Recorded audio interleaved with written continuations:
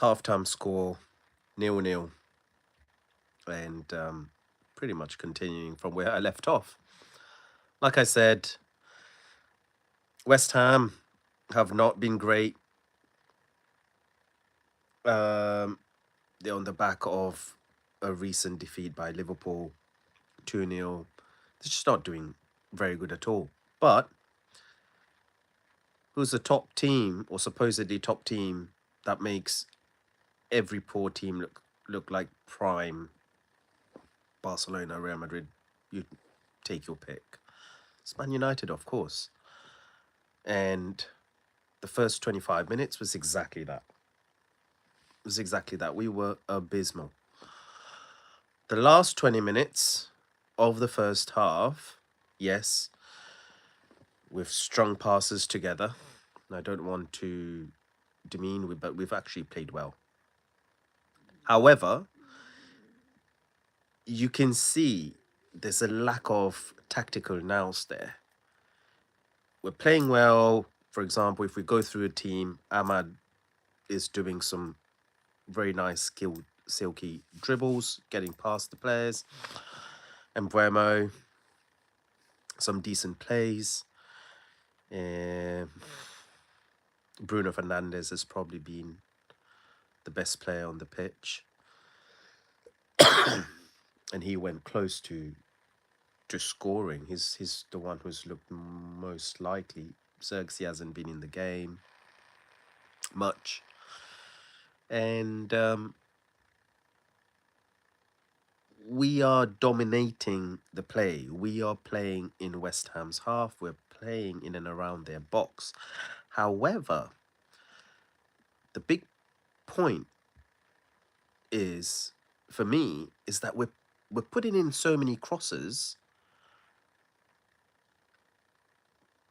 and not flooding the box. We're putting in crosses for Xerxes, and they're not accurate crosses. They're just putting in crosses.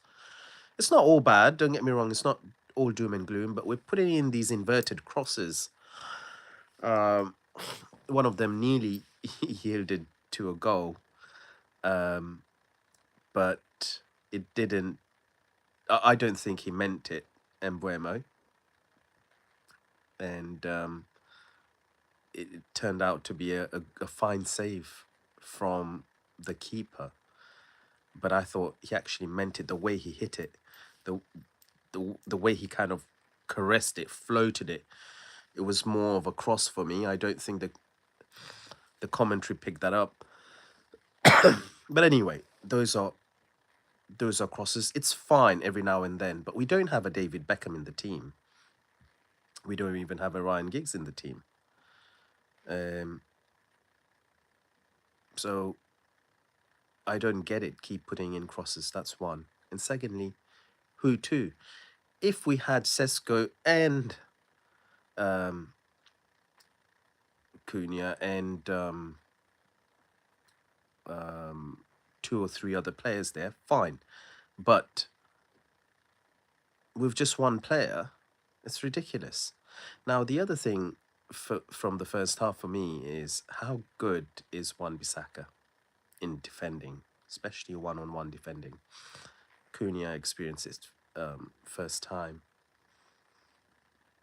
That last ditch, just when you think the ball's gone, we've beat Wan-Bissaka, and out comes the outstretched leg, and he just gets the ball. So I've missed that, but of course he's deficient in other ways, other forms of defense. But I'm super happy to see him and to see him playing well. He's actually the player of the season from a West Ham perspective. Player of the season for West Ham, current reigning player of the season for West Ham, and he'll certainly be missed next month when he goes and plays for Congo, the Democratic Republic of Congo. But anyway, back to the game. What can United do better? Well, first of all, the players. I just don't think we've got enough attacking players. We keep having 5 defenders again. right? 5 defenders playing at home against West Ham, against Everton. When is Amorim ever going to learn? That's my big frustration here, guys. Like, we're clearly dominating. Okay, the first 25 minutes, not so much, but we're clearly dominating play, possession. And West Ham are very, very happy to sit back. I think that's the most important factor. Other teams are not happy. Not many teams are happy to come away from Old Trafford with just a point. Clearly, West Ham are. They've offered very, very little in terms of attack. They've offered very little in terms of risk, taking risks, putting players up. No, they haven't. So we can afford to replace, let's say, Mazraoui with another ball-playing midfielder, for example. I don't see why not, right? So that's where Amorim has got to improve. Amorim's got to make some changes. And I'm sure even with this team, he can make some changes, you know, maybe in the setup, maybe in the lineup, sorry, maybe in the kind of like tactical side of things, because really we're simply not flooding the box enough. But if we have, let's say, a Menu up there or even a Nugate up there, that can free Bruno to get into the box more sometimes, and it can free Casemiro to get into the box. Something, right? So, right. Billy, you're an absolute idiot, mate. And off you go.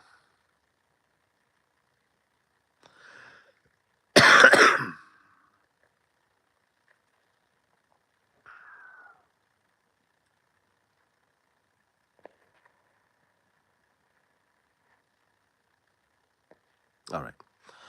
So, back to the game, back to the players. I don't think many players have actually done too much wrong, but I think this is on the manager yet again. It's not by coincidence that we don't seem to be breaking those teams who sit into a low block. It's not by coincidence that we don't seem to be beating the teams who are fighting relegation or who are happy with the point. And that has got to do with the formation, the setup, the play from Ruben Amorim. And that comes down to him. I don't think the players played badly. Yeah, Casemiro a couple of times made the wrong decision. Just trying to think out loud. Who else? I think no individual mistakes, but the tempo was still very, very slow to start off with. And that got better. And I'm glad to see that it changed midway into the first half as opposed to changing only after the first half. But we've got to do better. So let's see what the second half brings.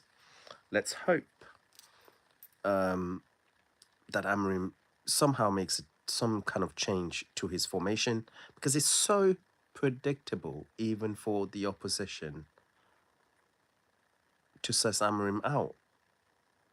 I mean, they'll all do that, but the more attacking teams will still be adventurous and still want to go and score goals. But the ones who are just sitting back, they know if they have come to Old Trafford to gain a point, they know they stand a very, very good chance to not just gain a point, but to also nick it at the end. This is exactly what Everton did, even with 10 men.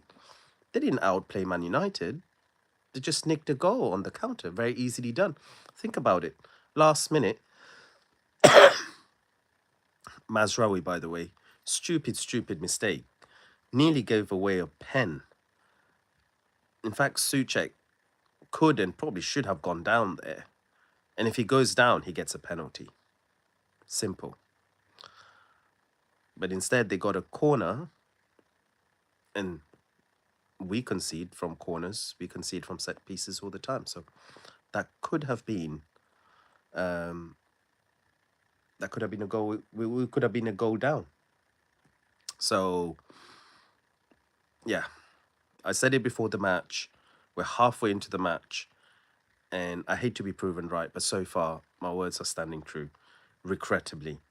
Um, I, I was deep down. This is a fixture where United really to give everyone confidence, including and mainly their own players, the confidence that they can go out.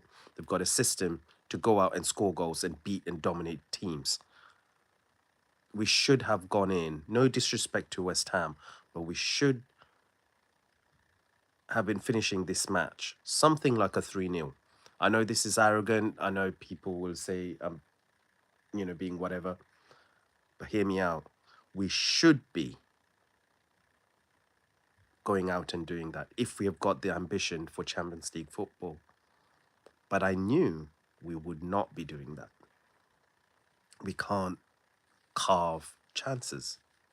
We can't score from open play. Teams like West Ham are going to fight tooth and nail on set pieces. We had plenty set pieces. We've not scored. Another thing I want to mention real quick is this long ball thing. Now, personally, or long throws, sorry. Personally, I don't have a problem with long throws. Like them when Gary Neville was putting in his long throws, great. But getting your left wing back to come all the way to the right wing, pause, deliberate, stop play, wait for the opposition to take all of their places, and then you deliver a long throw. What's the point in that? It's football. You're never going to be that accurate with your hand. It's not rugby. And in fact, twice I've noticed Dalot coming all the way over here to put in long balls, and it's only been met by a West Ham head. So, listen, it's not the most disastrous thing, but what on earth is that?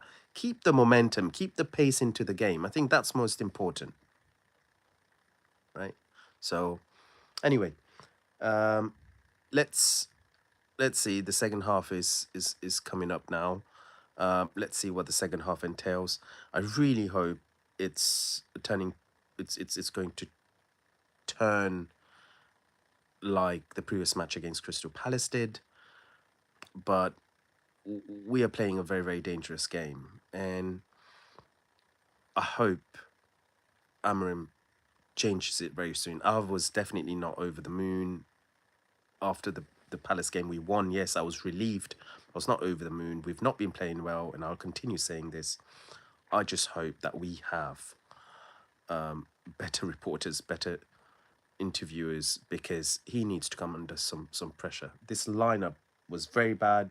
Worst of all, keeping and sticking to the same formation is terrible, atrocious. So it's high time he starts changing. Mix it up, man. Mix it up. Right? He's so stubborn.